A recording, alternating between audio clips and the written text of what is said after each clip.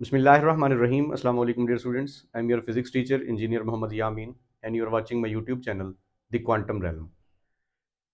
FSC Physics Part 1, Chapter number 11 हमने start कर रखा है और आज का हमारा टॉपिक है स्पेशल थ्योरी ऑफ रिलेटिविटी का फर्स्ट रिजल्ट, टाइम डायलेशन। तो इससे पहले कि हम टाइम डायलेशन को समझें, हम रिव्यू करते हैं अपने प्रीवियस लेक्चर का, जिसमें हमने special theory of relativity and general theory of relativity में एक डिफरेंस समझा था।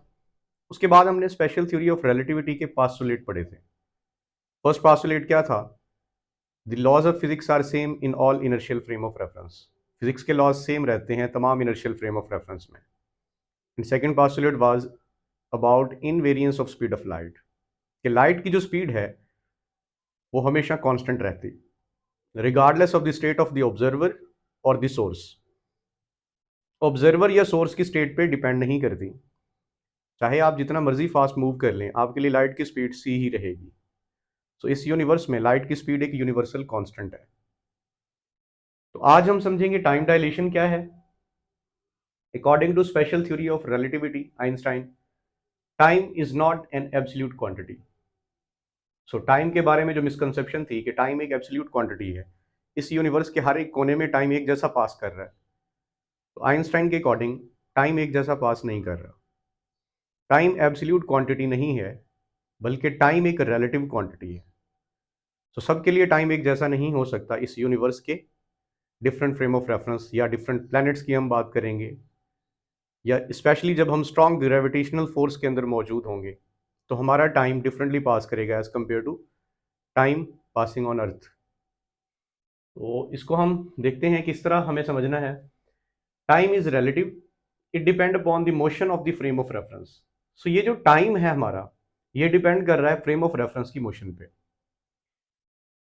सो इसके दो मैंने रिजल्ट्स यहाँ लिख रखे हैं कि time become slower, time slow down हो जाता है व्हेन यू मूव फास्टर, जब आप फास्ट मूव करते हैं। The faster you move, the slower will be the time. जितना फास्ट आप मूव करेंगे, आपके लिए टाइम उतना ही स्ट्रेच होगा, डायलेट होगा, स्लो डाउन हो जाएगा। So close to a strong force of gravity, या आप स्ट्रॉन्ग फोर्स ऑफ ग्रेविटी के क्लोज होंगे, तब भी आपके लिए टाइम स्लो हो जाएगा। स्पेशली ब्लैक होल की हम बात करेंगे। तो इसे समझने के लिए हम फर्दर एक्सप्लेनेशन पे चलते हैं। Let an observer in station is stationary in an inertial frame of reference. एक ऑब्जर्वर स्टेशनरी है, किसी इनर्शियल फ्रेम ऑफ रेफरेंस में मौजूद है, and measure the time interval between the two events in this frame which is called proper time. और वो किसी event का टाइम ऑब्जर्व करता है, टाइम नोट करता है, और वो टाइम स्टूडेंट्स उसके लिए टी नॉट होगा, जिसे हम प्रॉपर टाइम कहेंगे। सो लेट्स सपोज आप अर्थ सरफेस पे मौजूद हैं और आप कोई भी इवेंट नोट करते हैं, उसका टाइम नोट करते हैं। जैसे आप इसको इस तरह समझ लें कि एक प्लेयर फुटबॉल को किक करता है, तो फुटबॉल जो है वो दूसरे प्लेयर के पास पहुंचती है, तो वो कितनी देर हवा में रही, उसका आपने एक टाइम नोट किया। कोई भी इंटरवल, कोई भी इवेंट हो सकता है जिसका आपने टाइम नोट किया while you are at rest in an inertial frame of reference. ये चीजें नोट करनी है आपने। इस टाइम को हम कहेंगे proper time. So proper time को हम टी नॉट से रिप्रेजेंट करेंगे। अब यही टाइम हम किसी और फ्रेम से ऑब्जर्व करेंगे। Let another observer moving with respect to frame of events. एक और ऑब्जर्वर है जो मूव कर रहा है, जो फ्रेम ऑफ इवेंट, जहां इवेंट हो रहा है जिस फ्रेम ऑफ रेफरेंस में, उस फ्रेम ऑफ रेफरेंस के विद रेस्पेक्ट मूव कर रहा है, स्टेट ऑफ मोशन में है, विद रिलेटिविस्टिक स्पीड v। और उसकी जो मूविंग स्पीड है स्टूडेंट्स, वो v है, उसे रिलेटिविस्टिक स्पीड कहेंगे। सो मेजर दिस टाइम, वो भी इस सेम इवेंट का टाइम नोट करता है, मेजर करता है। Time measured by this moving observer will not be T not. अब ये जो मूविंग ऑब्जर्वर है, इसने जो टाइम मेजर किया वो टी नॉट नहीं होगा, वो प्रॉपर टाइम नहीं होगा, यानी उतना टाइम नहीं होगा, उससे डिफरेंट होगा। So this time will not be T not, but rather it would be T. ये टाइम टी होगा, जिसको हम क्या नाम देंगे? रिलेटिविस्टिक टाइम का। सो दूसरा टाइम हमारे पास कौन सा आ गया? Relativistic time. यहां हमने दो टाइम की बात की है, दोबारा से देख लें स्टूडेंट्स। लेट्स सपोज अर्थ के ऊपर एक इवेंट हो रहा है, उस इवेंट का हम टाइम नोट कर रहे हैं। वो कोई भी इवेंट हो सकता है, लेटर ऑन मैं एग्जांपल से एक्सप्लेन कर देता हूं। सो एक ऑब्जर्वर जो रेस्ट की स्टेट में मौजूद था और इनर्शियल फ्रेम ऑफ रेफरेंस में था, स्टेशनरी था, इनर्शियल फ्रेम ऑफ रेफरेंस में था, उसने किसी भी इवेंट का टाइम नोट किया, that time is called proper time, जिसे यहां मैंने मार्क किया, proper time equal to T naught, T naught mean proper time. ये सेम इवेंट का टाइम एक और ऑब्जर्वर भी ऑब्जर्व करता है, मेजर करता है, और वो सेकंड ऑब्जर्वर किसी मूविंग फ्रेम में है, किसी और फ्रेम में है जो मूव कर रहा है। सो मूविंग फ्रेम के अंदर उसने जो टाइम ऑब्जर्व किया वो टी नॉट नहीं होगा बल्कि वो टी होगा। अच्छा, नोट करना है, सेकंड ऑब्जर्वर जो है वो एक मूविंग फ्रेम में है, और मूविंग फ्रेम जिसकी रिलेटिविस्टिक स्पीड v है, तो उसके लिए ये टाइम रिलेटिविस्टिक टाइम कहलाएगा, जिसे हम t से रिप्रेजेंट करेंगे। तो आइंस्टाइन के अकॉर्डिंग ये रिलेटिविस्टिक टाइम और प्रॉपर टाइम आपस में किस तरह रिलेट होंगे, t equals to T naught over square root 1 minus V square over C square. इस लेक्चर में इस इक्वेशन की डेरिवेशन इंक्लूड नहीं है, तो एफएससी फिजिक्स के हिसाब से ये लेक्चर्स हैं। t equals to T naught over square root 1 minus V square over C square. So क्योंकि ये जो स्पीड है relativistic speed that is less than c, कोई भी speed equal to speed of light नहीं हो सकती। लेटर ऑन हम समझेंगे कि कोई भी ऑब्जेक्ट इतना फास्ट नहीं मूव कर सकता कि वो स्पीड ऑफ लाइट जितनी स्पीड गेन कर ले। ठीक है, बैरियर है, वो क्यों नहीं हो सकता वो लेटर ऑन हम अपने नेक्स्ट लेक्चर में देखेंगे।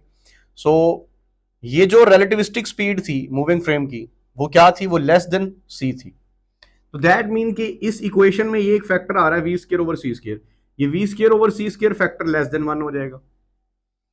और अगर आप इस डिनोमिनेटर को देखें, इस फैक्टर को देखें, तो क्योंकि ये वैल्यू लेस देन 1 है, सो ये स्क्वायर रूट में जब आप इसे सॉल्व करेंगे तो इसका आंसर लेस देन 1 आएगा। सो लेस देन 1 का क्या मतलब है कि अगर डिनोमिनेटर की वैल्यू लेस देन 1 है तो दैट मीन्स कि ये t ग्रेटर देन 1 आएगा। सो t is greater than T not.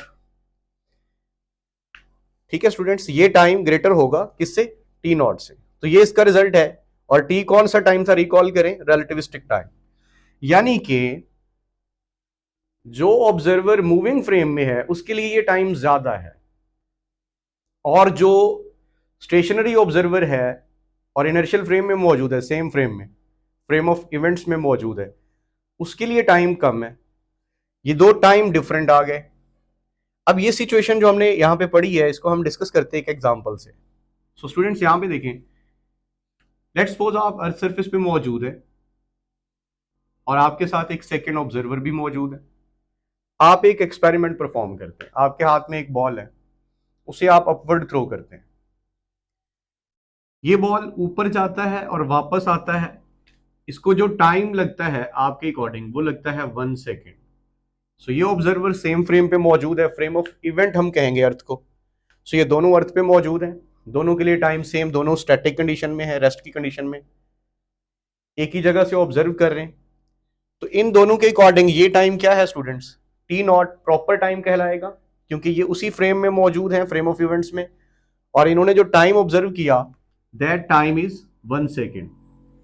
एक बॉल को ऊपर थ्रो किया, जैसे ये बोर्ड मार्कर मेरे पास है, इसे मैं अपवर्ड थ्रो करता हूँ, ये ऊपर जाके वापस आता है, तो मैं टाइम नोट कर लेता हूं, वो टाइम 1 सेकेंड है। अब सेम इसी इवेंट का टाइम एक और ऑब्जर्वर भी मेजर करने वाला है, वो ऑब्जर्वर यहां पे है और ये स्पेसशिप में ट्रेवल कर रहा है। सो स्पेसशिप में ट्रेवल करते हुए इसकी जो स्पीड है स्टूडेंट्स वो है 0.8 सी, स्पीड ऑफ लाइट का 0.8 time, very fast.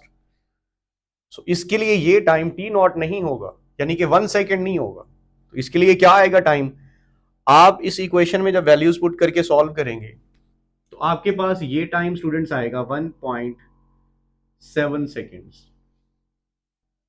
So different measurements आ गई। ये दोनों क्या कह रहे हैं, ये फ्रेम ऑफ इवेंट्स में मौजूद थे, इन्होंने एक्सपेरिमेंट परफॉर्म किया, इनके अकॉर्डिंग इस बॉल को ऊपर जाके वापस आने में जो टाइम लगा दैट इज 1 सेकेंड। बट उसके लिए ये 1 सेकेंड नहीं है, उसके लिए ये टाइम टी नॉट नहीं है। 1 सेकेंड को हमने टी नॉट प्रॉपर टाइम से रिप्रेजेंट किया हुआ, उसके लिए ये टाइम टी है और वो ज्यादा है। उसके अकॉर्डिंग इस बॉल को ऊपर जाके वापस आने में 1.7 सेकेंड्स लगे। क्यों, क्योंकि वो फास्ट मूव कर रहे। अभी उसकी स्पीड आप और बढ़ा दें, ये टाइम उसके लिए और ज्यादा हो जाएगा। सो यही बात यहाँ पे मैंने आपको समझाई थी कि टाइम स्लोअर हो जाता है जब आप फास्ट मूव करते हैं या आप close to a strong force of gravity move करते हैं।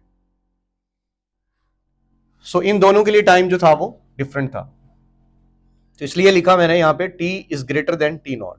वैसे भी ये फैक्टर लेस देन 1 है, तो ये फैक्टर ग्रेटर होगा टी नॉट से। ये इसका रिजल्ट था।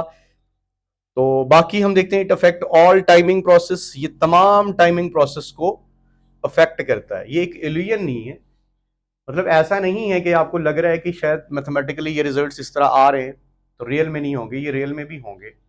और इसके आगे चल के हम एक्सपेरिमेंटल एविडेंस भी देखेंगे कुछ।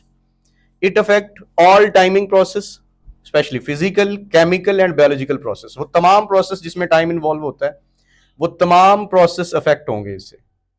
Even aging process of the human being is slowed by the motion at very high speed. Even students, ये सरप्राइजिंग चीज है कि एजिंग प्रोसेस भी स्लो डाउन हो सकता है ह्यूमंस का जब आप मूव करेंगे with very high speed.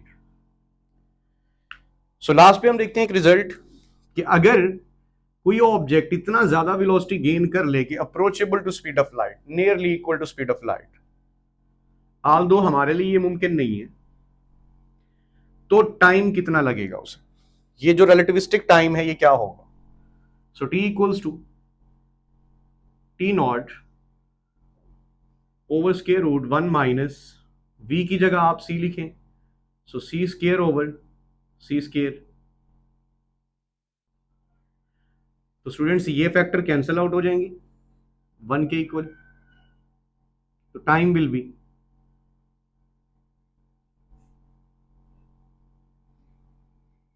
over square root 1 minus 1, that will be 0.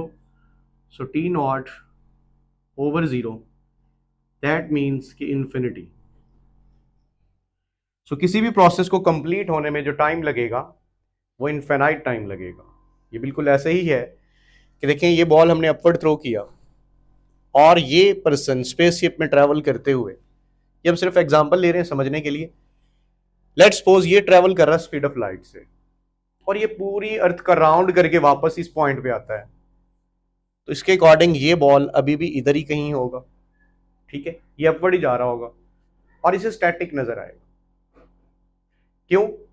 क्योंकि 1 सेकंड के अंदर हम अर्थ के ऑलमोस्ट 7.5 राउंड कंप्लीट कर सकते हैं। स्पीड ऑफ लाइट इतनी ज्यादा स्पीड है कि जब आप स्पीड ऑफ लाइट से मूव कर रहे होंगे तो आप 1 सेकंड के अंदर पूरी अर्थ के 7.5 राउंड कंप्लीट कर सकते हैं। तो आपके लिए कोई भी फिनोमिना, कोई भी प्रोसेस जो अर्थ के ऊपर हो रहा होगा, कोई भी इवेंट जो अर्थ के ऊपर हो रहा होगा, वो आपको बहुत ही स्लो नजर आएगा, इतना स्लो कि आपको ऑलमोस्ट स्टैटिक नजर आएगा, कोई भी चीज शायद आपको मोशन में नजर ना आए। सो यही बात आइंस्टाइन ने यहाँ पे समझाई कि जब आप बहुत फास्ट मूव करेंगे तो आपके लिए टाइम स्लो हो जाएगा।